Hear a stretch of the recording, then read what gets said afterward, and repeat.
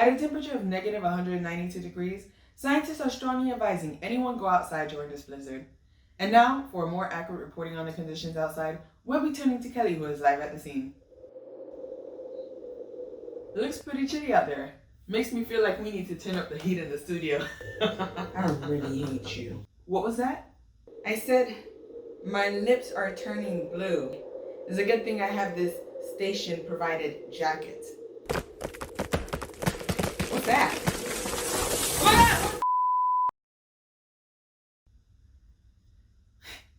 It looks like we momentarily lost Kelly, but I'm sure she's doing okay. Actually, it seems that we are back online. Kelly, how are you doing? Send help. Kelly, are you able to hear me? Send help. It looks like the screen is frozen. Guess they're still having some technical issues. In the meantime, let's go ahead and cut away to some cute dog videos that has nothing to do with today's news.